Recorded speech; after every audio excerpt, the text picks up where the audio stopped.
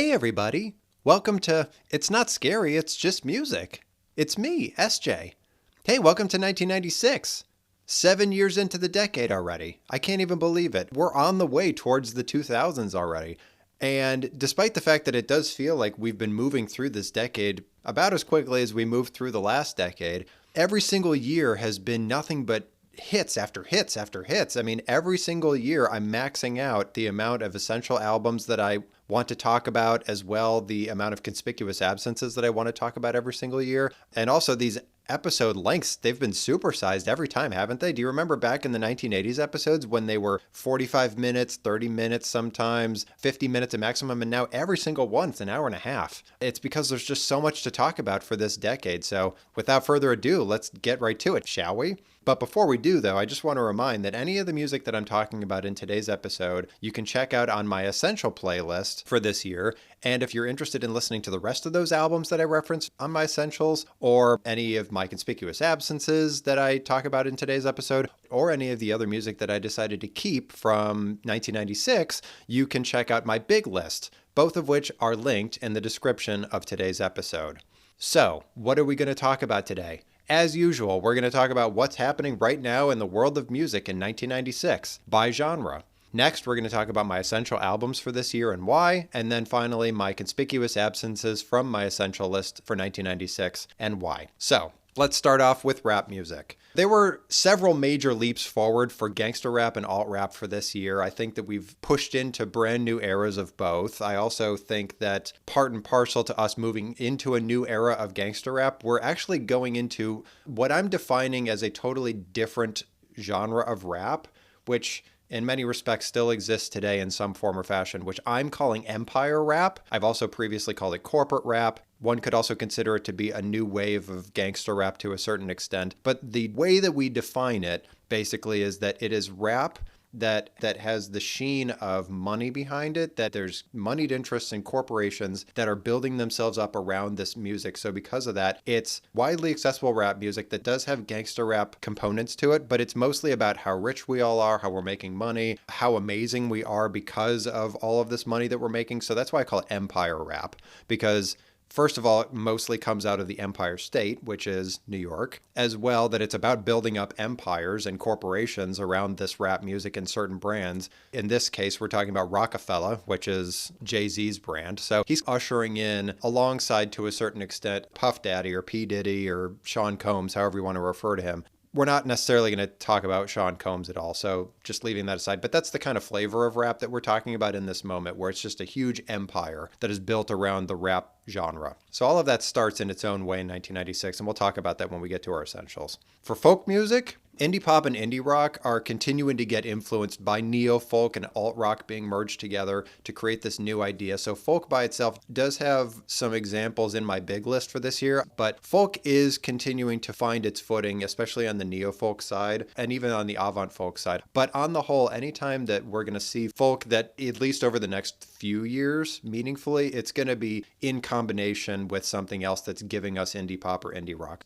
Reggae, it's quiet this year. There's not really a lot to talk about in that space. There might be an example or two in my big list, but for the most part, pretty quiet.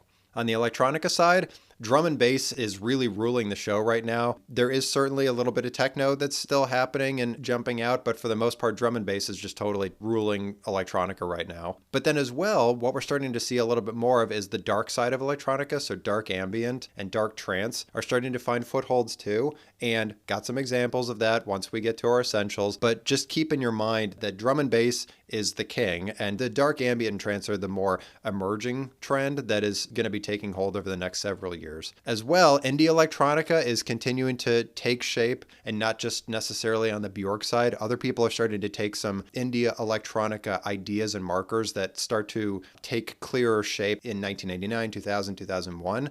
It's starting to find footing here in this moment. So we'll continue to talk more about indie electronica and what that means as we start to see albums from that subgenre showing up on our essentials. Not just yet, but we're getting there. And then finally, turntablism, which I think we've put previously in the rap side of things.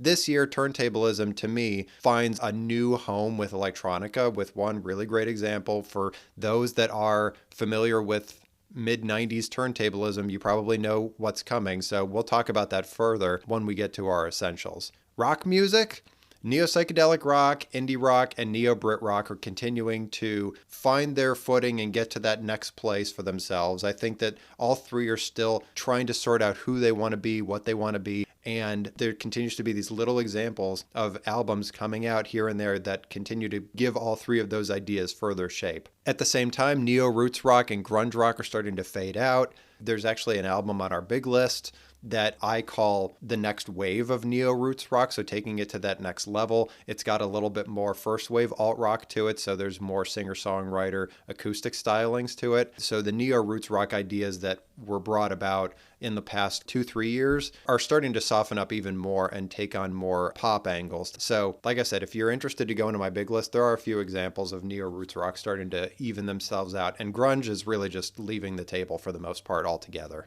And then also alternative rock. While third wave alt rock started to verge into indie rock territories, at the same time, there's a whole new wave of alt rock that is totally separate from third wave alt rock pavement style that is coming forward here this year. And again, we'll talk about that when we get to our essentials. So for metal, industrial metal to me has started to evolve into what I'm calling alternative metal. It's continuing to go in those Korn directions from a year or two ago and evolving even further, incorporating even more industrial stuff into it, but becoming more so just this alternative metal idea. We've got one example that we'll talk about when we get to our essentials. As well, retro metal is starting to find a voice among the pack as well, because at this point, being 1996, 18 to 20 years ago, was 1976 to 1978. So not knowing it in earnest, right, because we started this podcast and project in 1979, I'm inferring that there was a considerable amount of metal that was happening at that time. And I'm starting to hear those markers of early iteration metal coming back into the fold and perhaps merging with alt rock, merging with indie rock. It's really interesting stuff. So we'll talk about that more once we get to our essentials.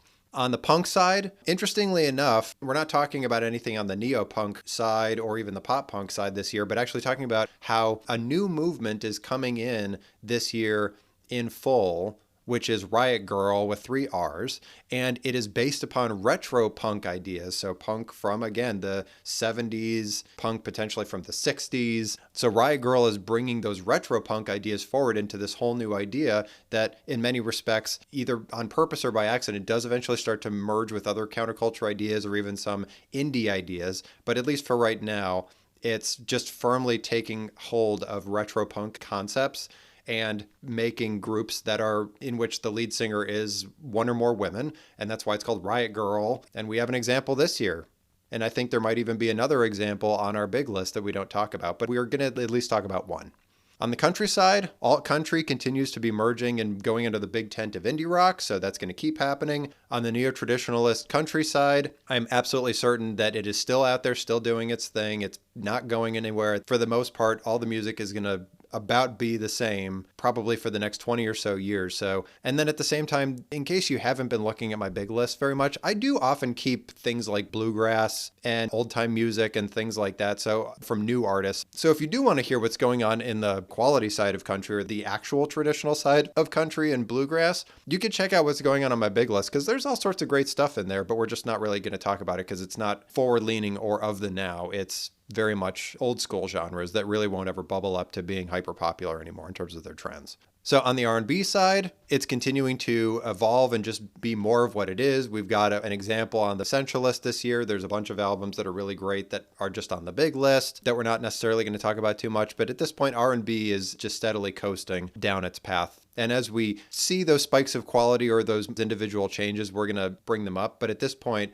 pop is really just kind of taken over the boy band idea. So we might see a girl group and boy band record from the R&B side emerge here and there. But for the most part, it's just been taken over by banal pop. So, but because of that, we're going to lean more into just straight ahead R&B at this point and not really noting too much more, at least for the rest of the decade, on R&B aggressively trying to move in pop directions. I seem to recall that that might be over, but I could be totally wrong. So maybe in 1997, I'm going to be totally wrong. But at least as far as I remember in this moment for 1996, things are just kind of settling into what they're going to be. On the pop side, Indie pop is 100% happening on the quality side of things. We have an example or two this year that we're going to talk about. Dream pop is gone and dead. It's all about indie pop now. And then at this point in 1996, I am absolutely 100% positive that we are missing some straight ahead pop music from people like Britney Spears or Christina Aguilera or Mandy Moore or Jessica Simpson or any of the boy bands, so Backstreet Boys or 98 Degrees, any of those offshoots. Now that we're in 1996, getting into the later part of the 90s, I am 100% sure that we're going to miss some stuff. So if you keep waiting for these artists to pop up in order to ground yourself,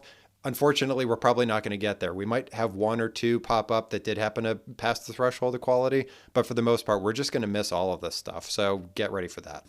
On the avant-garde side, there's a little bit in my big list. For the most part, it's just, like I said before, going in the electronica directions as well as doing more trip-hoppy things. But it by itself, there's not a lot going on my big list this year, especially because a lot of the really interesting music that's pushing boundaries is all on the electronica side. So there's not so much on the just straight ahead avant-garde side that we're listening to in this moment. On the video game side, this is basically the eye of the storm at this point. There's no second gen that we're talking about. There's also no third gen that we're talking about. There are a couple solid albums on the second and third gen that came out for this year, but nothing that's bubbling up to the top for the essentials or the conspicuous absences. So if you are interested to hear what my recommendations are for second and third gen for this year, you can go into my big list, and I don't think any of them necessarily are ones that are available on Spotify, so you'd have to go looking for them elsewhere. But next year, I guarantee 1997 is going to be a huge year for third gen. So we'll just wait for that, and then we can talk about more video game music if that's what you're tracking after.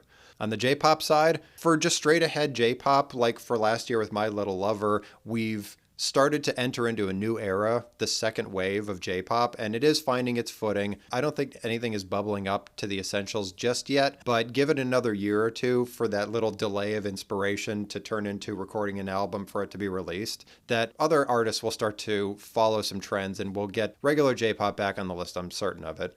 And then for J-Rock, that's continuing to have most of the quality for this year, and we have an essential on the list to help articulate that. And then finally, on the K-pop side, I know the last several years I've been saying, well, they're really quiet. There's not a lot going on. You don't really have to pay attention to it that close. We actually almost had an album get to the essentials this year. They got so close, the closest that it's been in years. And it was by the Young Turks Club. They're new as of 1996, and there's so much potential there. And they are clearly bringing some directionality and quality to the K-pop genre. You can go and listen to the album that they put out for this year. It's in my big list, but I'm not going to belabor it too much just because it's not an essential for this year. But I will tell you that this album coming out is a sign that it is finally starting to find some direction, the genre, which is really great to see, because that means that we're getting ever closer to K-pop, getting back to our essential list and the official era of K-pop as we know it today to ignite and move forward, because it's been swirling for a long time in Korea while they figure out what to do with this thing. So very exciting and very heartening to see the Young Turks Club finally appearing in 1996. Okay, so having said that, let's talk about our essential albums for this year and why. So first is Tupac Shakur, All Eyes on Me, with a Z, eyes with a Z. This is second wave gangster rap, as it has always been. This is also G-Funk. The tracks I'm going to call out, which was an almost impossible task because this is an amazing album that has so many hits on it. Finding 4, I couldn't even really do it. I'm actually giving you 5 just because there's so many that are so great. And even the ones that I'm calling out here aren't even the biggest ones on the record for the most part. There's ones that I'm leaving off. So you're going to have to go listen to the whole album. The tracks I'm going to call out: Ambitions as a Rida, Scandalous, Can't See Me, All Eyes on Me, the track, and California Love, which on the original All Eyes on Me album, California Love came with a remix on it. And so I actually had to take the original California Love that everybody knows and loves, and I had to manually put it on the big list as well as the essentials just so you have it, because leaving California Love out of 1996's discussion would have been a horrific mistake. These 5 tracks is a fraction of the quality that is on this album. It is a magnum opus by Tupac and Dre together. Me Against the World, to me, put him in the pantheon of great rappers of all time. This just puts him into that mythological place of being so unbelievably good that it's hard to touch him in any respect following this. And again, it's such a shame because nearly after this, he passes away. So this is him going out on top in a way. So one thing I'll say about this album is that Dre, his production on this is so amazing. The backtrack ideas are so evolved from even what Dre was doing, kicking off G-Funk with Snoop Dogg. This is taking it to even further amazing places. This is just such a wonderful, beautiful album of just unfettered creativity. And it just maximizes all the best things about everybody that was involved. Like Dre, he had his divine inspiration on so many of these tracks. Tupac's charisma that he was bringing forward in all of these tracks is just so undeniable. There's so much to rally around in this record that just builds off of Me Against the World, where you were getting that sense that you want the best for him, but he's definitely doing a lot of illegal stuff at the same time. And so it's this really complicated relationship that the listeners have with Tupac, or Tupac does with his own community, or what have you. It's a very complex thing. Also, California Love as a track somehow it manages to rally the entirety of the West Coast rap scene together under one banner, one heading, more so than has ever been done before, where it might have perhaps been a little bit of fragmentation, where there was NWA, there was Ice Cube, there was Ice-T, there was everybody else that was doing individual little things on the West Coast. And Tupac with California Love brings all of that under one heading, where every rap fan could get on board. Not just on the West Coast, but get on board on the East Coast, on the South, in the Midwest. Everybody gets what they need from California Love because it's just so much the best pop rap track without actually being pop rap that could possibly exist, at least as of 1996. It's a genius track. It's such a rallying point for rap lovers across the world. It's an amazing track. And that's only one of the 20 some odd tracks that are on this album. I would say that there's at least 10 critical hits on this album, and I'm giving you 5, but there's probably twice as many critical hits. So my recommendation, listen to the whole thing. The record starts with Ambitions as a Rida, and then you just go forward from there. And Can't See Me is the first track from the second disc. There's just too much quality here. It's just shoved all together into one amazing package. It's one of the best rap records of all time. So give at least those 5 tracks a listen, or if you really want to go on the journey with Tupac, this is as good as it gets for a little while. So give it your time, give it your love, because All Eyes on Me is just pure musical genius. It's just genius. So give it your time. So next is Aaliyah, 1 in a Million. This is just straight ahead R&B. There's nothing to it other than being R&B. The tracks I'm going to call out, 1 in a Million the track, If Your Girl Only Knew, and Gotta Give It Up. One thing I'm going to call out before we get into this is that Timbaland produced this. If you're familiar with Timbaland and his work as a producer, you can tell through a lot of these tracks that it sounds like Timbaland produced it. He's got a very particular way of producing his songs and his backtracks, kind of like Dre. Like you hear some of those markers of G-Funk and you pretty well know that Dre produced it. Timbaland similarly has his own way of doing things that he uses as his bag of tools for the next 10 years or so. And Aaliyah 1 in a Million is one of those early examples for him. And he's also actually on one or more of the tracks. I don't know that I called out any that he's on, but if you go back and listen to the record, the full thing, on my big list, Timbaland's at least on one of them, if not more than one. So this, to me, is a step forward from Mary J. Blige, but also Janet Jackson from ages ago at this point. It's almost been 10 years since we talked about Janet Jackson in 1989, and she had such a profound impact on the world of R&B, and then for the last 7 years has been completely absent from all of these conversations. It's pretty amazing.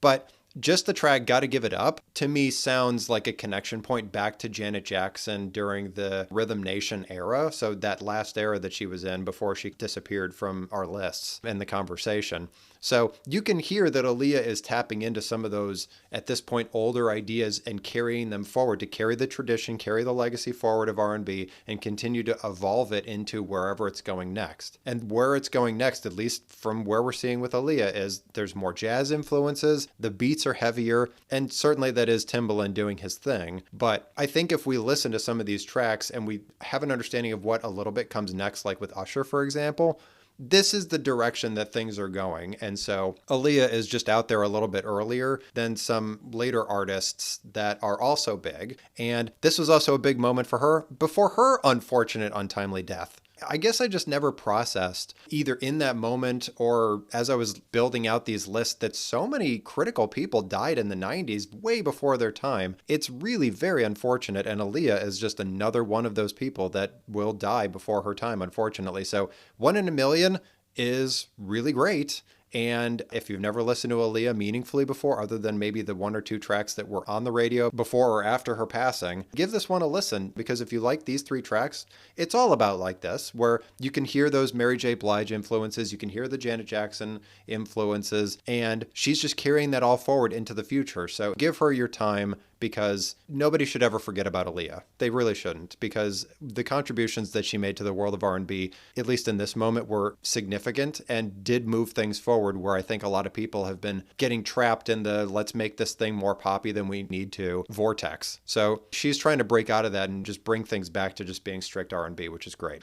So next is Aphex Twin, the Richard D. James album. So we haven't talked about Aphex Twin since 1992, so it's been 4 years. It's been a little bit of time. The interesting thing is that where previously that was very much living in the ambient electronica world, this is actually more indie electronica, and there's a bit of drum and bass in there. This is a huge, huge, huge album for him. It might be one of his biggest ever. The tracks I'll call out: 4, Cornish Acid, Finger Bib, and Yellow Calcs, as opposed to in 1992, that album had Green Calcs. This is Yellow Calcs.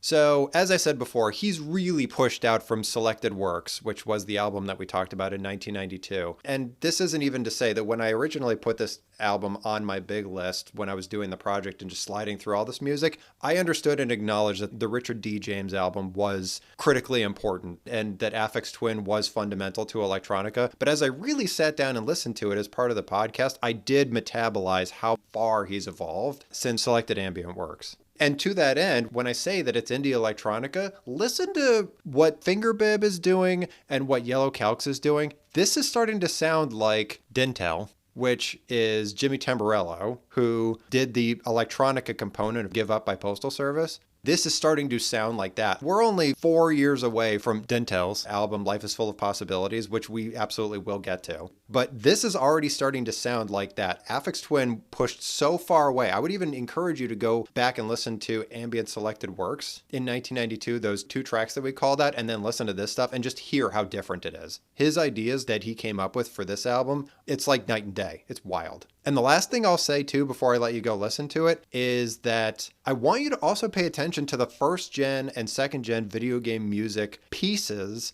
that you can pull out of this music, because it's not necessarily a given that Aphex Twin or any other electronica artist or DJ was purposefully taking samples from first or second gen video game music, but it's clear that those influences and inspiration, there's some kind of Venn diagram that exists there between them, where in the case of video game music, the composers and sound engineers were completely shackled by the limitations of the cartridge that they were putting the music on. But in the case of Aphex Twin, the possibilities are endless, so there had to be intentional utilization of glitch sounds like that to incorporate into this burgeoning indie electronica. Those connection points do exist, and we should acknowledge and appreciate them, because it's albums like this that show very clearly why we've been talking about video game music for any amount of time in this podcast. It's because those commonalities start to find their way into electronica, and then rap, rock, those little pieces, and then eventually glitch electronica does become more of a thing, and chiptunes also become much more of a thing in electronica, especially as we go further into the 2000s, and all of that started with things like video game music. So listen for those markers. They exist. It's hard to ignore them. And if you like these 4 tracks, the rest of the album is about as good as this. The indie electronica comes and goes in terms of its representation, and then the drum and bass also fluctuates a little bit. There's a lot to love here, so if you like what's going on in these 4 tracks, give another a listen and then give another, because it's all really great. It's a very complex album, so it's not necessarily all like this, but it's all really great nonetheless. So next is Brainiac, Hissing Prigs, and Static Couture. This is 4th wave alt rock. Can you believe it? Fourth wave. We are so far away from where we were with Husker Du and REM at this point. This is fourth wave alt rock. And the tracks I'll call out before we get into what the heck is fourth wave alt rock is Pussyfootin', Vincent Come On Down, Hot Seat Can't Sit Down, and Nothing Ever Changes. So these 4 tracks are written in what is called leet speak, which is using numbers interchanged with certain letters. So instead of an S, you'd put a 5, or instead of an I, you'd put a 1, or an E, a 3. I don't actually know that they knew that they were doing leet speak, but it's what it is.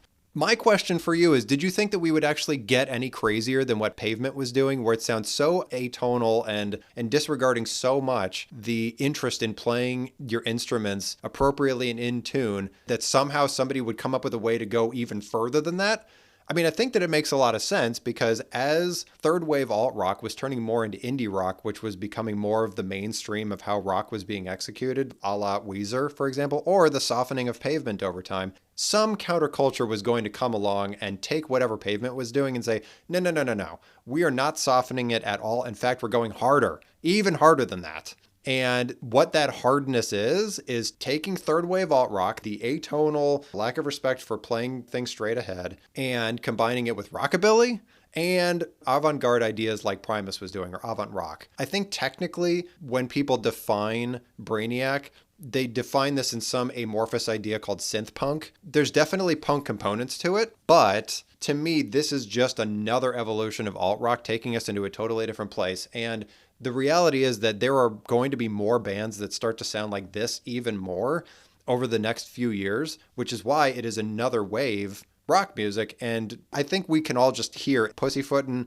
Vincent Come On Down to start off with, and then the other two if you'd like. But it really does sound like early Pavement taking it 1 or 2 steps forward even further into something just completely other than mainstream rock music. I didn't really expect us to go down this path and there being a whole other era of alt rock to be consumed, but here we are. And it does actually give me some reminders in my mind about where we're going next with some of these sounds and ideas in the future. So for those that were already familiar with Brainiac or this new era of alt rock that we're finding ourselves in and you're totally prepared for it, I am now right there with you because I guess I totally forgot about what came next. So I'm excited about it and I can't wait for us to go on that journey together. So if you like what's going on here because you've been missing some really in-your-face alt-rock music because Pavement has been softening up the last couple albums, then give more of this your time because it's all really great and it definitely gives you your counterculture alt-rock life as needed. So give these 4 tracks a listen,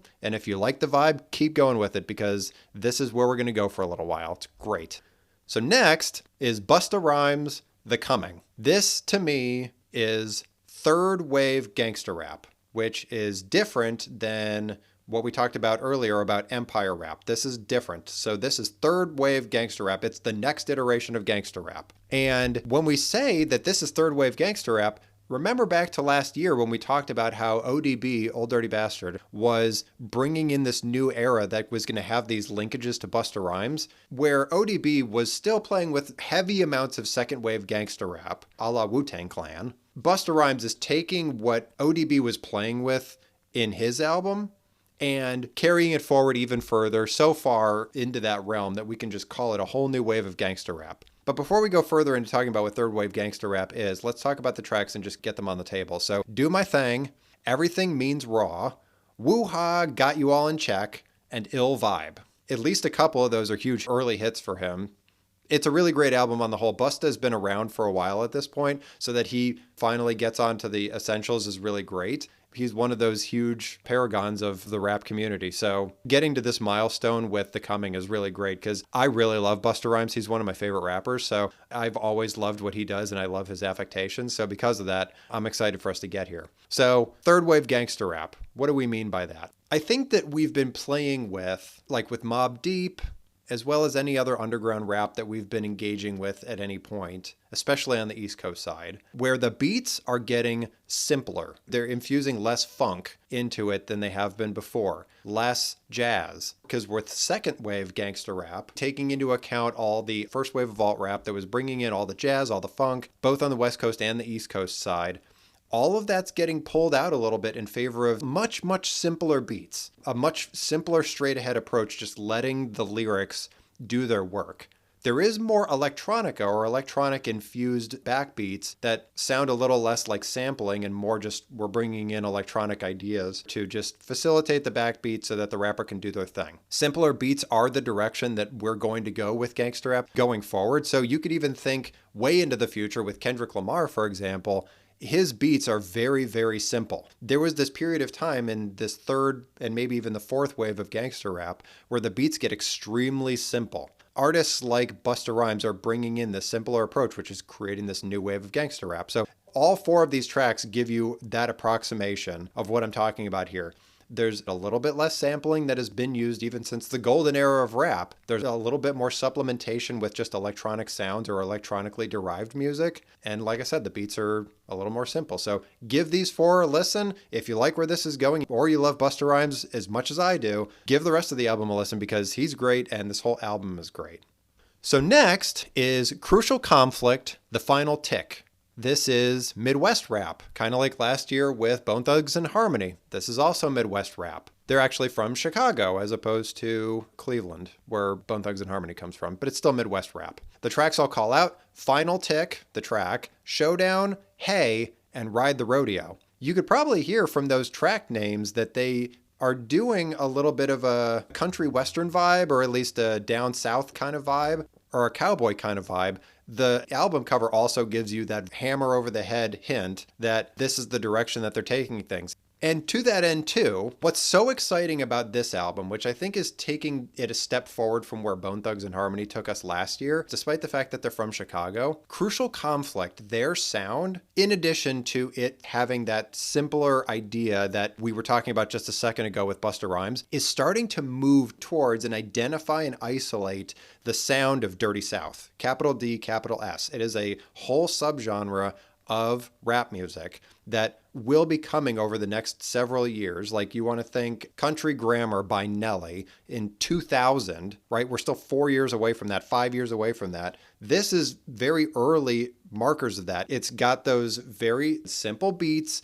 There's less funk to it, and it's got that Southern playalistic Cadillac music drawl to it that sounds very, very laid back. And it also is kind of funny that they do reference things in the South like rodeos and cowboys and stuff like that, but it's just very much a distinctive sound. And as we start to hear it more, I'll call it out even more so you start to get very comfortable with what Dirty South sounds like. But these four tracks, so Final Tick, Showdown, Hey, and Ride the Rodeo, they are very early sounds of Dirty South, where Dirty South was probably just starting to become a thing in earnest. Crucial Conflict actually got onto the stage, came out with an amazing album that spotlighted it, and it gave more influence and direction to other potential artists that wanted to capture or catalyze that sound even more so. And they're also creating an audience for this sound at the same time. It's really amazing. This is one of my favorite albums from the year just because of how forward-leaning it is in the rap community. There's so much amazing rap this year. It's really hard to keep a hold on all of it. But this, to me, despite the fact that All Eyes on Me came out this year, and it is a total genius point for rap music in its history,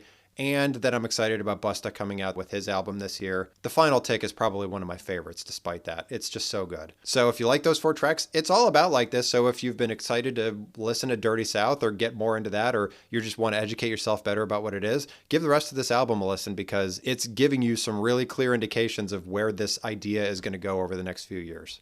So next is DJ Shadow Introducing DJ Shadow. This is second wave turntablism. So we haven't talked about turntablism for a very long time, probably since the very tail end of the golden era of rap back in 1985 or 4. So this is a totally different idea where it's certainly still turntablism. So in this case, DJ Shadow taking samples and using turntablism to create completely and utterly different music pieces. And in the world of turntablism, and in many cases electronica, Introducing by DJ Shadow is considered one of those huge milestone moments in the genre's history. The tracks I'll call out, just before we get going in earnest here, is Building Steam with a Grain of Salt, The Number Song, Organ Donor, and Midnight in a Perfect World.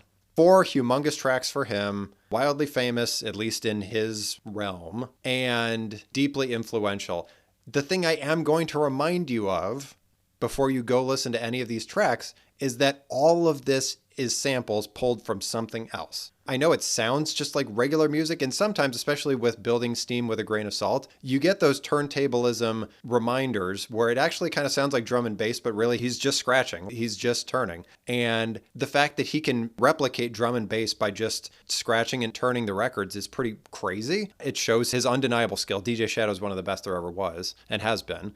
It's probably the best turntablism that exists up until 1996 in its entire history. It's a pretty fundamental album. I think that what you probably need to do is listen to these tracks first. Don't think about it too hard. Just listen to them straight and then think and put in your mind, just stick in there that all of this is, every single second of every single track of these four is someone else's music. And you have to keep that in your head as you're listening so that you really start to process the depth and skill that DJ Shadow is bringing and delivering to you, the art that he's giving you. Because, like I said, when we're listening to all this music, sometimes you can just gloss right over it and just move right past it and not even process it very much. You might even listen to this and say, this just kind of sounds like drum and bass or some other electronica. And you have to take that step back and say, no. He's manually doing this with his hands in the moment. He didn't just create an electronic piece with electronic sounds in software and just create a song that way. No, he's literally doing this with his hands in the moment. So you have to take that into account when you're listening to what he's doing, because it's a very active process. Once you start to put that in your head, realize how challenging what he's doing is and how impeccably he's doing it. So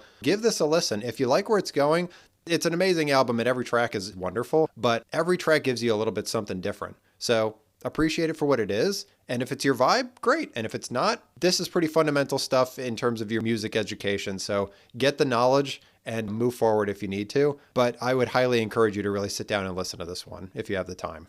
So next is Dr. Octagon, Dr. Octagon Ecologist.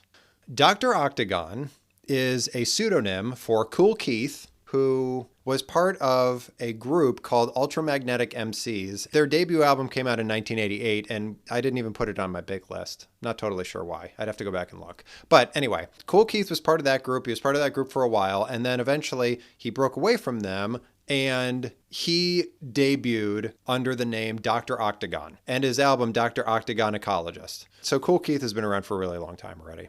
But having said that, this is what I call underground rap, which is interesting because he was previously hitting during way past expiration golden era of rap in 1988 with the Ultramagnetic MCs. So it's interesting that it took him all this time in order to find that footing and then eventually come out with this thing that to me is moving the ball forward around underground rap that Mobb Deep was bringing forward. I think this takes it even further. So the tracks I'll call out: 3000, Earth People, and Blue Flowers. Much like Busta Rhymes and also to a certain extent Crucial Conflict, this album is coming with simple beats. It's also fairly dark, which to me is characteristic of underground rap, which is why I'm calling this underground rap. It's got a certain darkness around it that sounds like they're rapping in just a dark room that's very quiet, very contemplative, or even in like a dark hallway. I'm not totally sure why this is what's elicited, but it just sounds haunting and dark. And then it's also very lyrics heavy. Another thing about underground rap, which to me is an offshoot of what was happening with the first wave of alt rap,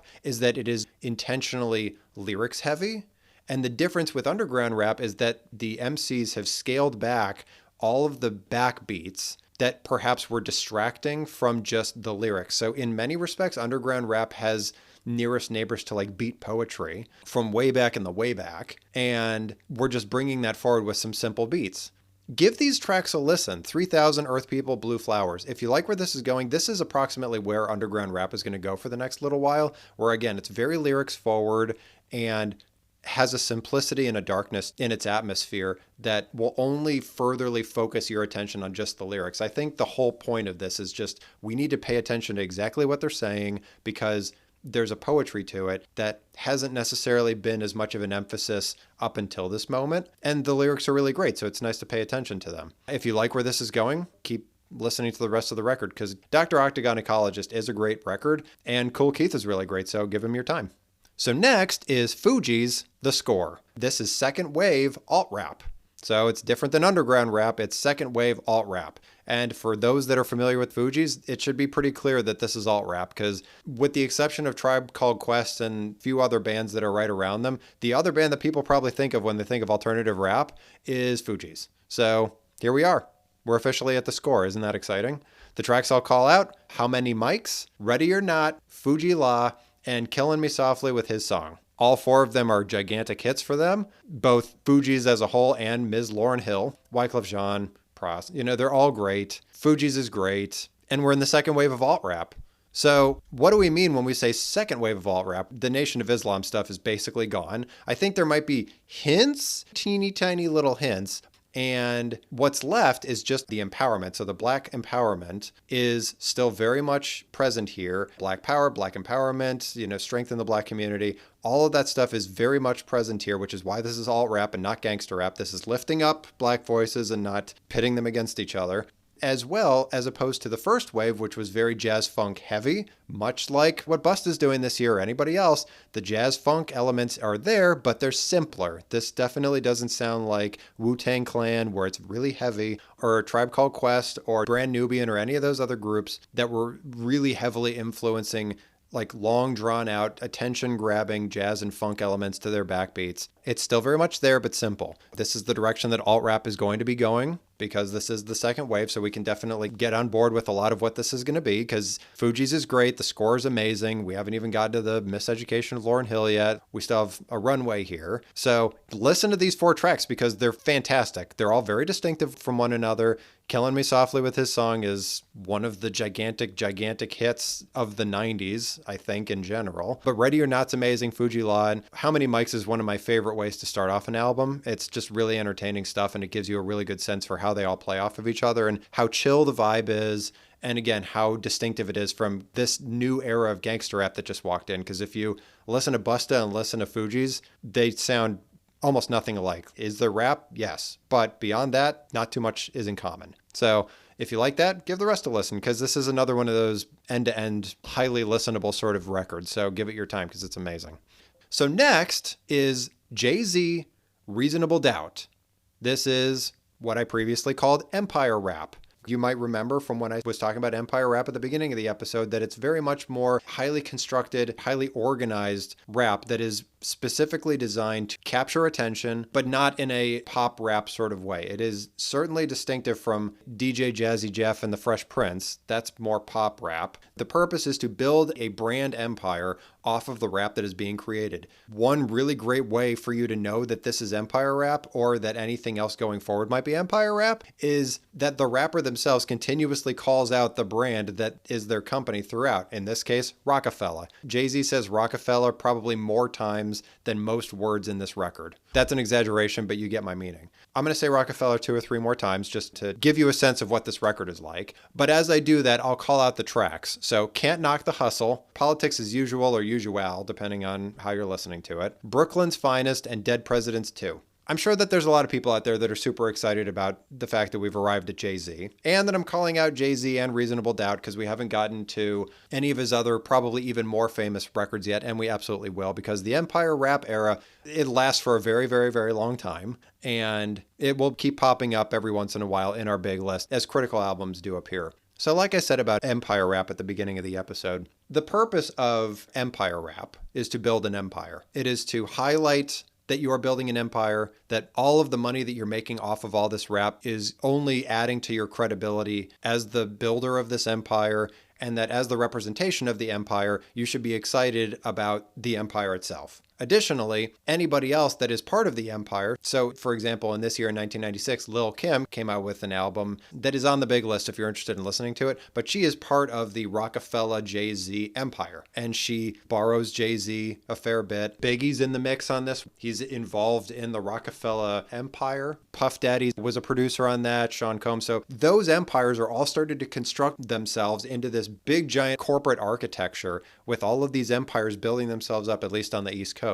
And it's all just a self-serving machine. And so that's why it's in many respects just being Empire Rap. We're going to keep seeing Jay-Z pop up over the next several years because this is just the beginning for him. So give these a listen. If you like them, great. Super happy for you.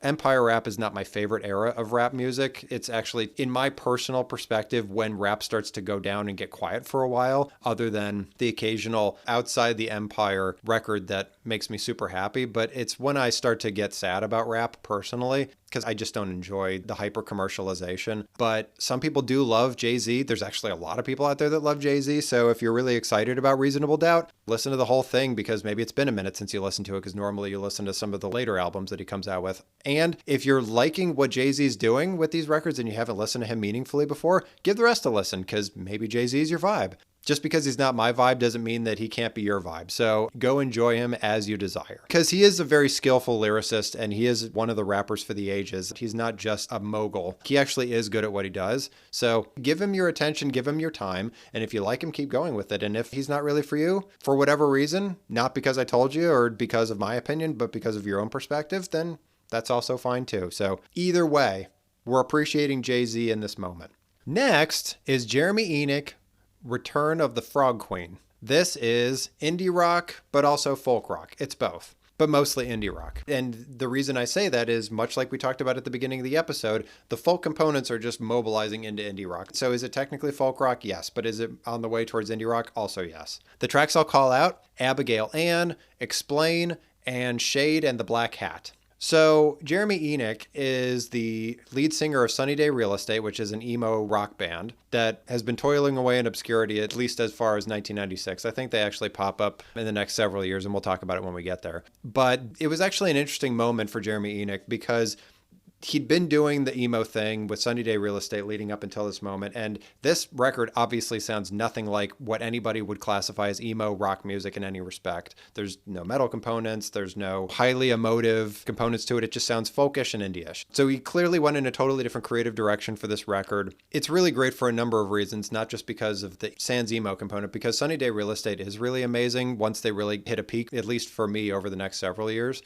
But it also shows that Jeremy Enoch knows indie music, also knows folk music, and he's delivering it here. The thing I would encourage you to listen for in these three tracks, and then certainly if you want to listen to the rest of the record, is that we are starting to approach Neutral Milk Hotel territories, which, if you're not familiar with Neutral Milk Hotel, we will certainly get there, and we will talk about it extensively. I'm absolutely certain of that.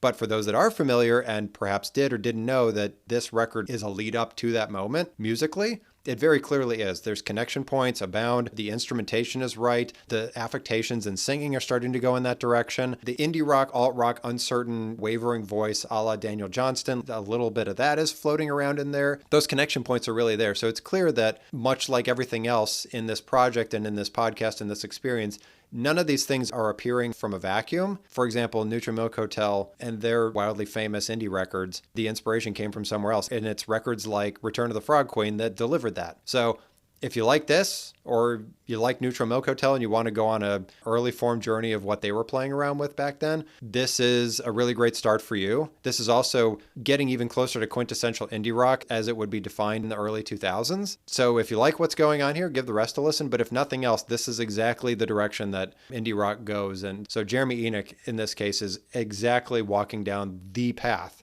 to get there, more so than even some of these other bands that we've been talking about in the indie rock scene for the last couple of years. So next is Lamb by Lamb. This is, I am defining as second wave trip hop, because it's at this point totally different than what we were listening to at the beginning of the 90s around trip hop. It's evolved so much so, to a degree also that I would classify it a little bit as drum and bass. So it's become clear over the last year or two that trip hop is starting to get overtaken by drum and bass, but then more generally electronica. So the two worlds are so completely merging together that trip hop is now starting to venture so far into the electronica space and away from its R&B roots. This does not sound like Massive Attack, Blue Lines. It does a tiny bit because it's still trip hop. It's not like it's not. But this is so different that it just has to be called something else. The tracks I'll call out: Lusty and Gorecki. And Gorecki is interesting because I would even classify that as more avant pop. So it is definitely still got trip hop angles to it, but this is also avant pop. And as I said earlier, the drum and bass marriage with trip hop is becoming so tightly woven together that it's starting to be difficult to detect. Is this drum and bass that has trip hop singing behind it? Or is it trip hop that's got drum and bass percussion associated with it? It's really hard to tell now. So Lamb is just moving that marriage forward as we go to new and uncertain places. Because when it comes to the second wave of trip hop, are we going to keep going down drum and bass angles? Is it going to lighten up and we're going to go in a totally different? I don't really remember. So we're going to go on that journey together because I was not really expecting Lamb by Lamb and for it to be so profoundly different than Massive Attack back in 91. So I'm really curious, hopefully you are too, and where this trip hop thing is going because it seems a little bit unknowable at this point. So next is LFO, and not the boy band LFO that came out with Summer Girls several years in the future, but the UK electronica duo LFO, and the album is called Advance. This is dark ambient or dark trance or dark house. It's dark no matter how you define it, but it's a little bit of ambient, it's a little bit of house, it's a little bit of trance, all mixed together into this dark electronica package. So the tracks I'll call out before I get going here is Shutdown, Tied Up, and Shove Piggy Shove. So you can detect even just listening to Shutdown that this is darker, heavier, thicker than some of the electronica that we were even listening to with The Prodigy. And it also seems quieter and subtler and simpler. So because of that, you might listen to this and think, this doesn't sound like very much at all. But the reality is that this kind of electronica music is where many of the subgenres within electronica are going to be going over the next several years, to include indie electronica and the like, where it's going to become simpler, deeper, darker, and thicker. And it really captures your attention despite its simplicity. This is, again, one of my favorite albums from the year just because of where LFO is taking the genre of electronica as a whole. So at least give Shutdown a listen. And then if you like that, give Tied Up a listen, and then Shove Piggy Shove. And if you like all three, you realize, start to listen to the rest of it, because LFO, the electronica duo, they're pretty underground, they're pretty unknown. And so giving them more attention is always good, because I'd like to believe that the electronic music fan community is always excited to discover and figure out where some of these ideas harken back to and how they all connect to each other, because it is such a collaborative environment in which everybody's taking aggressive amounts of inspiration from one another and creating these new things all the time. This to me is one of those important connection points. So give this your attention, and if you really like it, then you should be excited, because a lot of electronica is going to start sounding like this very soon. So next is Manic Street Preachers' Everything Must Go. This is indie rock, but also retro metal. So remember when we talked at the beginning of the episode how retro metal ideas from the mid-late 70s were going to start infusing themselves into indie rock and find some new footing and a new audience? Well, here we are. The tracks I'll call out: A Design for Life, Kevin Carter, and Australia. So what's fun about this, other than the fact that when I originally did this project and was building these lists, I didn't detect meaningfully that retro metal ideas were starting to find their way into the music. But if you really listen, you can hear a little bit of Queen, you can hear a little bit of Kiss, you can hear a little bit of those early metal bands. Definitely not as hard, right? Because this is indie rock music. But you can hear these tiny little markers of the earliest iterations of metal music. Some people argue that Ticket to Ride by the Beatles was the first heavy metal track that ever existed, which is a wild thing to think, let alone say. But around that era was when the early ideas of heavy metal started to discover themselves and coalesce into these ideas. And certainly the metal that we were listening to in the 80s was its own variety and its own vibe. But the really early iterations of metal were much softer before they had figured out how to go really hard, like later stage Ozzy Osbourne compared to the stuff that he was putting out when he was part of Black Sabbath. It's that kind of thing, where there's some blues elements that are put in there, but it's a little bit harder than that. It's hard to describe in its entirety because we didn't listen to that music at the beginning of this podcast, and so it's hard to give those examples. But what I would encourage you to do is just listen to any of those three tracks, and maybe even the rest of the album if you're interested, and just hear that there's something different and interesting going on there that sounds a little retro, but perhaps, unless you're really familiar with mid-late 70s metal, that sounds a little bit different than just the straight ahead rock music from Weezer, for example. There's something different going on there, and it sounds retro. Well, there you go. The other thing that I'm going to call out before I just let you go listen to the record is that, isn't it so exciting that we're getting close in time to music that we discussed at the beginning of this podcast, where eventually those ideas in 79, 80, they're going to start finding their way as retro movements back to the current stuff that we're listening to. So we're going to talk about records very soon on our essential list that reference back to records that we talked about at the very beginning of this podcast in 79 and 80 and so forth that influenced those records. And so this whole thing becomes like a circle. And hopefully as you start to detect that, you can think back in your mind to the very first episode 0 that I did, where all this stuff is cyclical. And you start to realize that that's very true. That certainly I think a lot of people who are old enough to have seen a cycle of a trend already in their lives know that all these things do come in cycles. But the fun of being able to pick out what are the things that today artists harken back to as a retro idea. Why are they picking those ideas instead of others back then? And how are they taking them and merging them with current ideas into the new thing? We're going to start talking about that in greater depth probably by 1998, 1999, because we're going to start seeing that happen in earnest. So this is getting ever closer. So it's exciting to see. So go check out. It's really great to see them on the list because they're really great.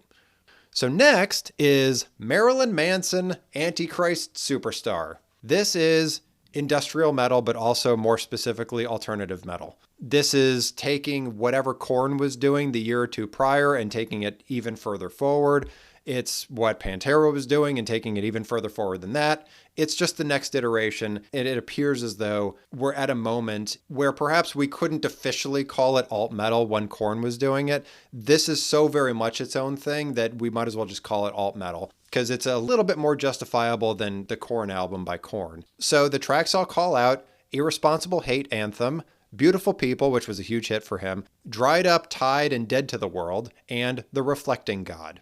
I'm sure that when a lot of people were thinking about listening to this podcast and thinking about whether or not music was scary or if it was just music, one of the people or artists that might very well have come into your mind was Marilyn Manson, because part of his brand, because Marilyn Manson is very much a brand. He's just a normal guy. He's just a normal artist that puts out records just like everybody else, is that his brand is very much a scary vibe. Much like Rob Zombie, for example, like it's a scary vibe. But the reality is that he, much like Rob Zombie or Korn or Pantera or any of these other bands and artists, is that they are just artists. They are literally just artists like Tupac is, or the Backstreet Boys are, or Taylor Swift is. Like, they're all artists. At the end of the day, they're just artists. Everybody has different personas. Everybody shows up in a different way. It's different marketing. It's different branding, but they are just artists. So this is my preamble to say, guess what? Antichrist Superstar, not scary. It's just music. It's actually just industrial metal / alt metal, if we're being totally honest with ourselves. We've listened to a lot of music that's led us up to this moment, so nothing that is happening in any of these 4 tracks should be shocking or surprising in terms of what it's delivering.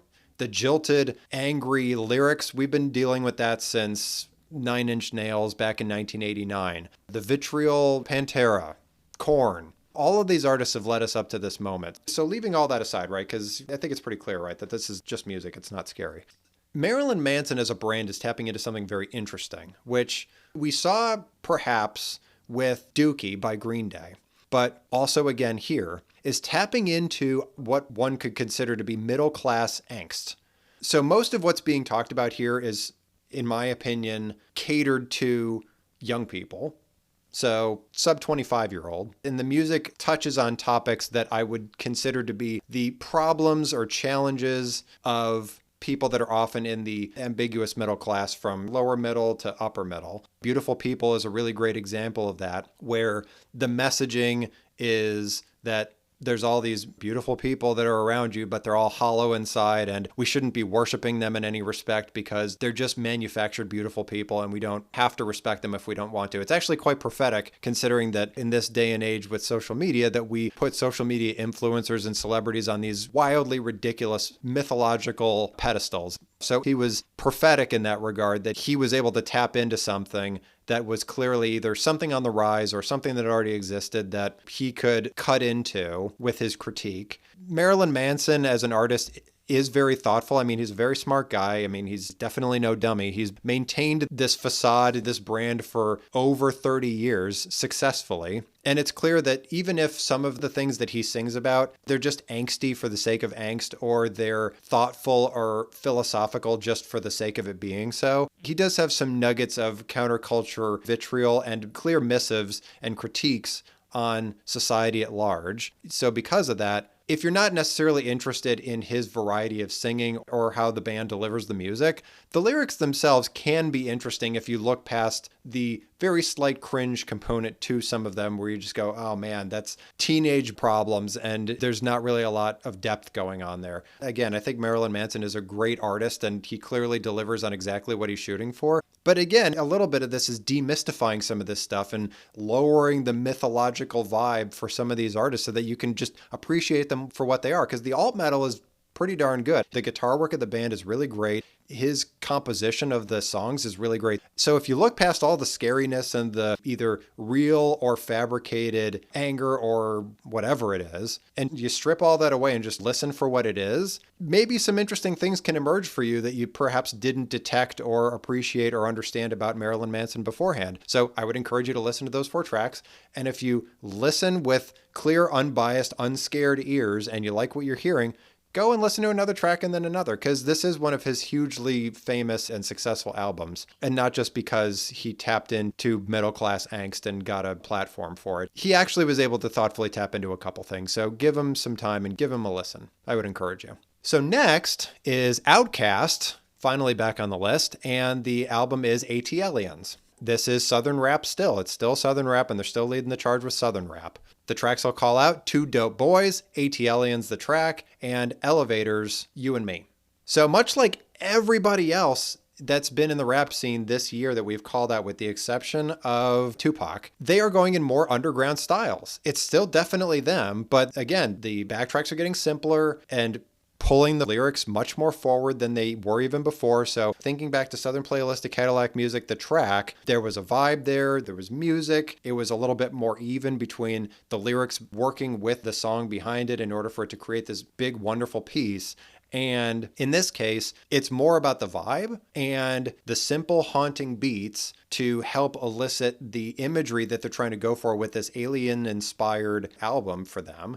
And there is subtext beneath it, which I would encourage you to go listen to and enjoy at your leisure. It's not overtly about aliens. It's a combination of them being unusual avant-garde in their own respect and having a clear vision. But then also there's obvious critiques and metaphors beneath it too, which again, I would encourage you to go reveal and discover for yourselves as you listen to the album further, because it is one of their great albums, ATLiens. It's one of the best that they've ever come out with, which is amazing because the bar for them is super high as it is, but this is considered to be one of their best ones. So the last thing I'll say, just reiterating how interesting it is that everybody suddenly is going in this underground, thoughtful, lyrics forward style and walking away from what once was.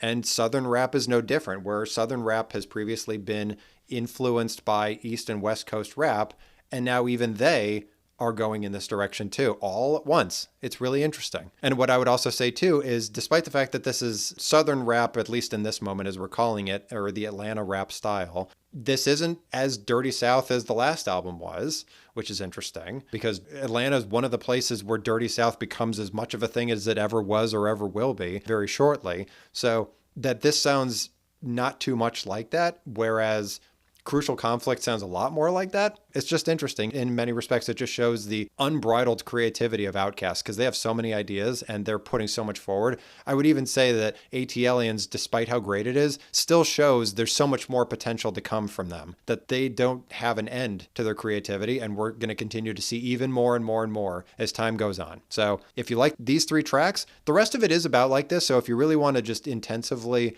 engage with their lyrics and their thoughts on everything that they're talking about in this album, go for it, because ATLiens is fundamental and Outkast is great as always. So next is Sleater-Kinney, Call the Doctor. This is Riot Girl. We talked about Riot Girl at the beginning of this episode, so we'll talk about it a little bit more here. This I would also say is indie punk, indie rock to a certain extent, but it's mostly punk. The punk influences are so clear and obvious, it's hard to deny it. And if we didn't mention that it was part of it, we would be missing something. And I think that Sleater-Kinney fans would be confused and frustrated that we weren't referencing that it was punk in some degree. So the tracks I'll call out: Call the Doctor, the track, great track. Hubcap, another great track. Good Things, amazing. And I Want to Be Your Joey Ramone, which, if it wasn't clear enough that they were referencing back to punk themes, there you go. So the thing about Riot Girl, which is super interesting to me, is that let's think back to Shonen Knife, for example. Years and years and years and years and years and years ago, Shonen Knife and the J-Punk. So Shonen Knife you could use as a connection point in some respect to this band, direct or indirect. You could also use bands like the Raincoats, which was indie for them, indie back then. It was more avant-garde back then, as we called it, but it's certainly more indie today. So you take things like that, which frankly aren't that retro by comparison, because I think that Riot Grrrl taps into something even more retro, like 60s, 70s punk, like actual hardcore originalist punk. But also some of the pull forwards from bands like Shonen Knife or from the Raincoats. Listening to Call the Doctor sounds basically like Dead Kennedys, which is the early 80s.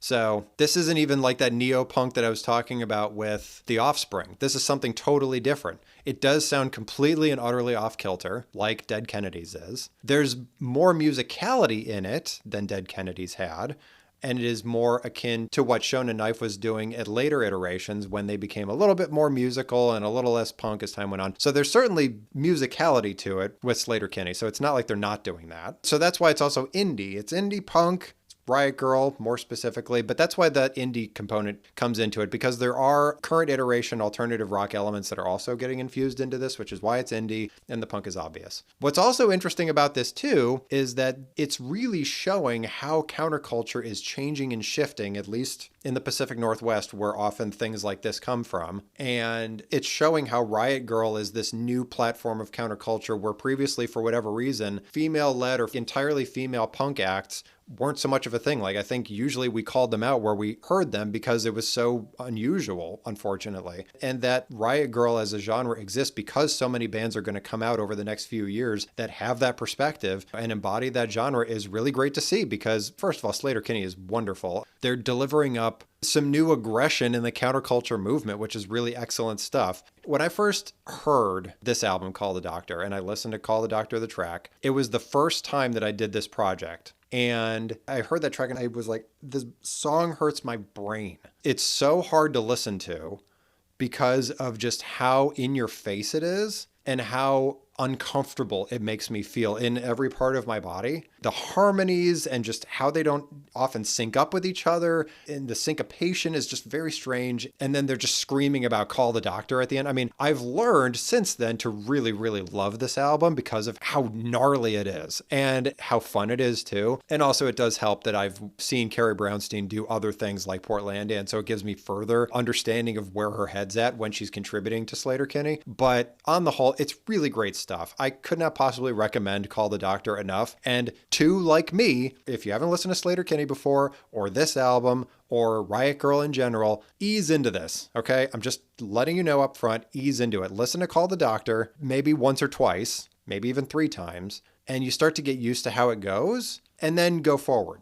Because it is really amazing stuff. It's really fun stuff, and at least for me, I have been looking forward to getting to this album for episodes just because of how fun it is and how I have entirely evolved on Riot Grrrl as a genre and also Sleater-Kinney, because I used to be pretty averse to them, and now I'm all about it, Team Sleater-Kinney. So give it your time, and also take it slow if you're not familiar, or if you're really into Sleater-Kinney already and we're here, listen to the whole thing, right? Because this whole album is amazing. And if you want to keep going down that journey, they have plenty of other albums, so give them your time if you want to. Love Sleater-Kinney. So next, totally juxtaposed to that, Spice Girls and Spice. This is pop music. It's just pop music. Remember how I said that we were just going to start missing a whole ton of pop music unless it bubbled up? Guess what? This one actually got a high enough rating that it ended up on the big list. And if you thought that I wasn't going to put Spice by Spice Girls on the list, you're crazy.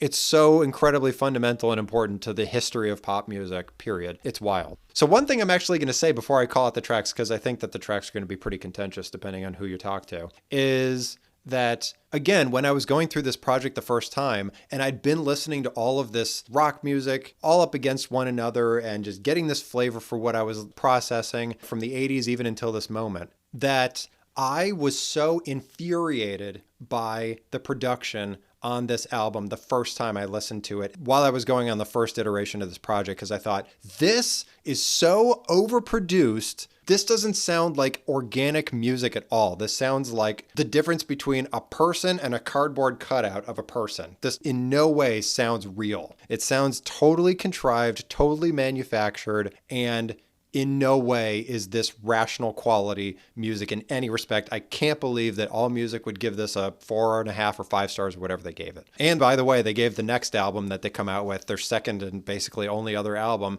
a really great rating too. We may very well talk about it next year.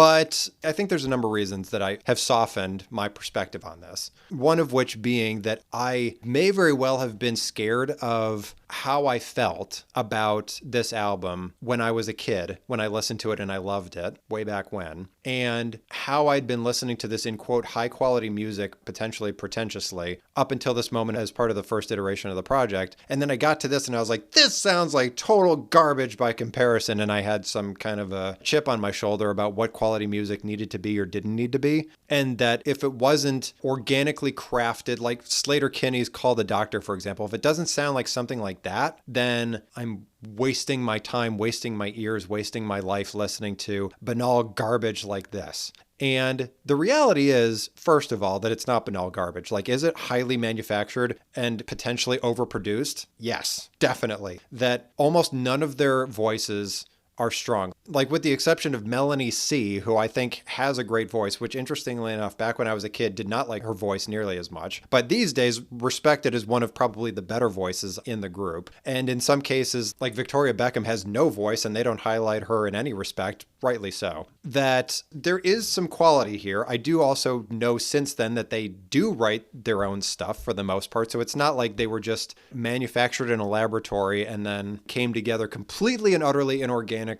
even though they were a little bit. It's like somewhere in the middle. And they came out with some really great stuff. And it's highly listenable music. There are elements of R&B to it, but they're borrowing it. I wouldn't even classify this as R&B pop music in any respect. It's borrowing from R&B, it's borrowing from a little bit of rap, they're borrowing a little bit of electronic elements, they're borrowing a little bit of rock components and punk components and ballad components, and they put it all together and they make this album. It's probably one of the most listenable pop music albums that has come out in this decade that I can think of readily. That's just straight ahead pop music, not like indie pop or whatever. Like this is just bubblegum pop music. The tracks I'll call out, which again, might be contentious. Wannabe?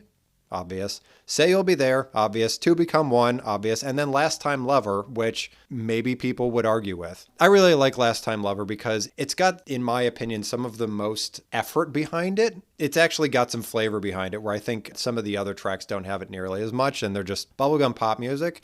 Last Time Lover is one of my favorites from this album. So just giving you a sense of what my story was when I was listening to this for the first time, hopefully that gives you furtherly a sense, like if you perhaps detect for yourself that you're on some kind of high horse and you're like, oh my God, I've been listening to Nirvana and I've been listening to Tupac and I've been listening to Jeff Buckley or Hootie and the Blowfish or Pavement or Biggie or any of these other bands that are considered to be in this different architecture, this different pantheon of great music. And we're like, I can't give the Spice Girls my time and attention. You can. Because much like with Marilyn Manson being scary in the actual scary way, don't be afraid of the Spice Girls. Don't be afraid of what listening to this music will elicit in you. If it's fear, great. If it's anger, great. If it's happiness, great. But don't limit yourself just because it's the Spice Girls and this is bubblegum pop music, probably some of the only that we will ever have in this podcast. Don't just gloss over it because I'm sure there's plenty of listeners out here that will readily listen to this album without any question, end to end, and have a great time doing it.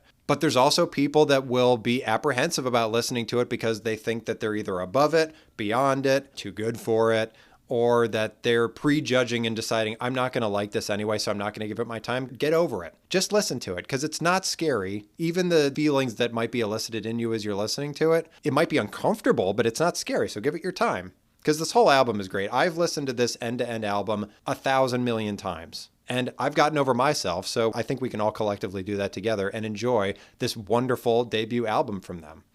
So next is Spitz Indigo Chihesen. This is J alt rock, just like Spitz was last year. The tracks I'll call out: Hatsukoi Crazy, which is First Love Crazy, Nagisa, which is Beach, and then Cherry, or Cherry. They continue to evolve and grow out of even where they were last year. This is just them taking it to the next level. I'm not 100% sure how much more we're going to get out of them, but this stuff is really, really good. And it is still very much firmly establishing where J-Rock, J-Alt Rock is going to be going into the next several years. So it's still very much foundational, very much fundamental, and it's really excellent stuff. So I'm not going to harp on it too much because it's not so substantively different than last year that we need to really call it out. This is kind of like an REM situation where it's really great. It just keeps being great. They're making these incremental tweaks, but for the most part, it's just great. So give those 3 tracks a listen. If you like where it's going, even if you don't know Japanese, give the rest a listen, because it is all about that same vibe. And that vibe is going in really wonderful, productive directions. And finally, the Cardigans, First Band on the Moon. This is indie pop.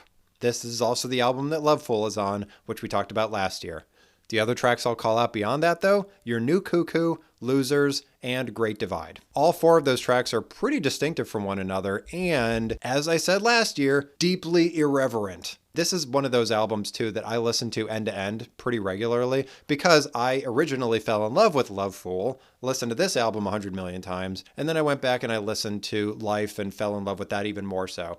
This is still one of my favorite albums of all time, but Life, I feel greater joy over listening to than this one, even though I completely and utterly acknowledge that this album changed my life in many respects. Just because I didn't have an understanding for music like this in 1996. And so the Cardigans have done so much for me in terms of my own music journey. And so for them, I am endlessly appreciative. And First Band on the Moon was one of those albums that just changed my whole perspective on music. Having said that, this album is deeply irreverent, and it is very different than what Life was doing. This is much more going in the direction of the album that they came out with before Life, which was Emmerdale. This is far more successful, though, because Loveful is on it. But this album, much like Life, has hit after hit after hit after hit for me. Not to that extent, but for me it does. Like, Your New Cuckoo is a great way to start an album, period. It sets the tone for the rest of the album, in which they're really painting this picture of unrequited love or really challenged relationships, and that the person that Nina Persson is embodying as the perspective holder in the song for Your New Cuckoo is being disregarded or being taken advantage of in many respects. And that idea just continues to permeate over the course of most of the rest of the album. It is mostly about relationships and unrequited love and things like that. So because of that, it was really smart that whoever composed the soundtrack and the musical direction for the Romeo and Juliet soundtrack picked a really great track in Loveful, because it's very poppy and it is very well representative of the rest of this album. So smart idea. There's a lot that I could say further about this other than what I love, but at the end of the day, it's really up to you and how you want to engage with it. I would give those 4 tracks a listen. If you like these 4, start at the beginning with Your New Cuckoo and keep going forward, because every track, again, has its own vibe. They're all telling approximately the same kind of story. So if you like the feeling that you're getting from those songs, or you're connecting with them in some emotional way, or you just really like it, then keep going, because it's all really great. It's all basically like this. And I'll call out too that they do a cover of Iron Man by Black Sabbath in their style, and it's really great. So give it a listen. It's all wonderful.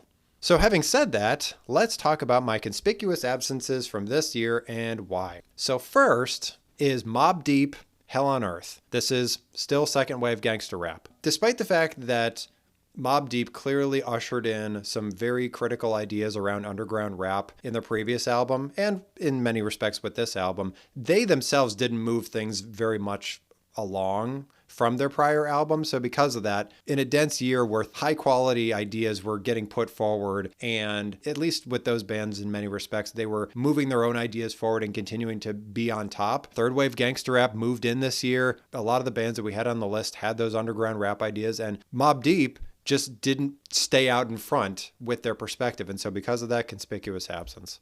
So next is Mr. Children, Shinkai. This is J-Alt Rock. Mr. Children is a wildly famous J-Alt Rock, J-Rock band from the 90s, so that's why this is a conspicuous absence, just before I talk a little bit about this frame of reference. Interestingly enough, much like with Dave Matthews Band, there was a huge degree of accessibility with Shinkai. And Mr. Children, to me, embodies that Japanese version of Dave Matthews Band. Like, it's not nearly as poppy as Dave Matthews Band is, but it's definitely some of the most accessible to a wide audience J-Alt Rock we've had so far, which speaks to Mr. Children's continued untold success as artists. But having said that, this album, which is I think their first, has a lot of potential, but there's a lot of muddling through the tracks. Like, it becomes a little bit directionless here and there. Some of the tracks are a little throwaway. You can really detect the potential of their perspective, but it doesn't come across nearly as well as I believe it could, just because, like I said, they lose their way occasionally, and it's hard to keep track of where their ideas are going. I'm sure they'll tighten up a lot more going forward. So in the meantime, though, as they're still trying to figure that out, rightly so, they are wildly famous, but conspicuous absence for this year. So next is The Wallflowers, Bringing Down the Horse. This is neo-roots rock. And I would even say it's almost basically pop music at this point. So there's quite a few tracks that are on this record that are very famous, but are basically pop songs. I'm sure that they did find some place on alt-rock radio back in 1996, but for the most part, I'm sure it was just pop radio stations, and this just had a bit of an edge to it. It's a little bit in the middle as a result, so it's a little too poppy for alt-rock, and it's a little too alt-rock for pop music, and it's just right in the middle there, which could be a value, could be also a detriment. But leaving all that aside, the main reason that I put this on the conspicuous absences is I'm so happy for the Wallflowers and Jacob Dylan, son of Bob Dylan, but I just don't perceive that they're going anywhere new. Much like with Dave Matthews Band, they're going in more poppy directions, so that's great and I'm happy for them, but also they're not really pushing the boundaries of anything. They're just creating pop music off of these existing sounds. But it is a big hit record, so conspicuous absence. So next is Weezer, Pinkerton. This is indie rock. There might be a lot of people that are like, wait, hold on. Pinkerton is on the conspicuous absences and not in the essentials? Yes. I know that they come out with several albums beyond this that are really great, so Pinkerton for me is not one of those critical ones, but for those that believe that it is, I apologize endlessly. The interesting thing though about this album, at least for me, which is why I put it on the conspicuous absences, is that I feel like they're starting to teeter back into third wave alt rock, where with the Blue album, they were pushing forward even further than Pavement was, going into indie rock directions. And now it seems like they're kind of scaling back a little bit and reverting back to a third wave alt rock idea, which in a way is helpful for us because we can more clearly detect their influences because they're pretty palpable here. But to me, it's like In Utero again, where they went all the way out, way out there, but then they decided to walk it back a little bit and go back to their roots, which was a stylistic choice, and there's nothing wrong with that. But is it pushing things forward, and are they out in front anymore? No, as a result. To me, Blue Album was way further out there. So because of that, it's a conspicuous absence, despite the fact that it is a good album. So for those, again, that I'm offending, I apologize. And then finally, this might also upset some people, Wilco, Being There. This is alt country / indie rock. Wilco is a wildly famous band, huge following. So is it possible that I'm, again, going to insult people by putting Being There on the conspicuous absences and not on the essentials? Possibly. But to me, this album is just what it is. It's an alt country record that is straight ahead. There's nothing distinctly different about it than what we listened to last year with Son Volt. It's not moving anything forward or into newer places than where we already have been. So because of that, I perceive that Wilco will start to jump out further forward once we get to their later iteration albums, and indie rock is even more of a thing than it has been previously. But for right now, they're not changing the conversation in any way, even minutely. So because of that, conspicuous absence. So having said that, what did you agree with? Did you agree with what I just said about Wilco or about Pinkerton? Did you agree that once again, Tupac has changed the entire face of rap music and come out with one of the best rap albums of all time? That's a pretty uncontentious perspective. Do you agree that the Richard D. James album is Aphex Twin's like pinnacle moment, or that Crucial Conflict and The Final Tick was doing more Dirty South things than basically anybody else at the time that was bubbling up to this list, or that DJ Shadow completely changed the turntablism game? Did you disagree with my half critical perspective on the emergence of empire rap and how it's not actually going to negatively impact the entire global scene of rap, and it's actually going to create more wonderful things that I am minimizing or downplaying? Possibly. Are you disagreeing with what I said about Marilyn Manson, that he is a genius and he really is just exploiting teenage angst and just making money off of it? Or that Spice by the Spice Girls was actually worth your time? Or that Brainiac was ushering in a whole new wave of alt rock? Maybe. What did I miss? I'm sure that I'm missing some stuff. I think I say that every time, but what do you think I'm missing? Do you think I'm missing something about electronica? I mean, the whole electronica scene is shifting and changing so wildly at this point. It's really hard to keep track on everything that's happening in this moment. I'm sure I'm missing some stuff. And it wasn't just the Spice Girls that came out with great stuff this year, so I'm sure I'm missing something in just the bubblegum pop realm for sure. Did I miss anything on the video game music side? Probably not. I'm pretty diligent about that. Or J-pop? Am I missing something around just straight ahead second wave J-pop that we're missing, or something beyond Young Turks Club that we referenced on the K-pop side? What did you learn? Did you learn something about the direction that we're going with electronica, or how all this rap is threading together in this moment? Or Riot Girl? Did you know about Riot Girl before? Maybe you didn't. Did you learn something about yourself? listening to Spice by the Spice Girls? Possibly. But hopefully, on the whole, you're learning something here. Because at the very least for me, I'm learning all sorts of things just going through and doing this podcast. So hopefully you're learning something too. So before we get going, make sure that you check out our essential playlist for this year, as well as my big list for this year that has the rest of those albums from my essentials that I called out in today's episode, as well my conspicuous absences, and all the other albums that I decided to keep for 1996, both of which are linked in the description of this episode. Please join us again. Make sure that you rate us and comment wherever you're listening to us, because I want to hear your thoughts. I want to hear your perspective, your disagreements, calling me out on stuff if I'm missing stuff, or if I misquote things, or if I call out the wrong people that are part of these bands at any one point in time. Call all that stuff out, because this is all discourse. I'm merely giving you my perspective on things going through this music project, and I miss all sorts of stuff and get all sorts of stuff wrong. It's just my perspective and my experience, and yours is your own and your own experience, and I hope that you are going on your own organic journey, and I am merely giving you some directionality. But the only way that I can figure that out, what you're going through, is by commenting, so let us know. And also rate us wherever you're listening. Make sure that you find us on Instagram at Not Scary Just Music Pod. Make sure you subscribe so you don't miss any episodes we come out with. Make sure to tell your friends. Make sure to tell family members. Make sure to tell, your cat. Tell everybody. Because the only way that we can continue to improve upon our understanding of all this music is if we bring more voices into the conversation to get that perspective and get that perspective and so forth. The more voices we have in this conversation, the fuller and richer it will be. So tell everybody. Tell everybody you know or don't know. Because I'd like to believe that what we're engaging with here, this fearless engagement with music, could resonate with just about anybody that you can come across. Because I am sure that personally for ourselves, as well as those around us, there has been some either personal judgment or a judgment of others or others judging us around the music that we have or haven't listened to in our lives. Be it because it was so underground you've never heard of it before, or because it was so popular that we would absolutely never deign to listen to it because we're far more counterculture than that, or whatever it is. And being able to just put all of that aside and just tell ourselves and tell other people and say, whoa, let's just take a beat for a second, because none of this music is actually scary. It's just music. Thanks for listening, everybody.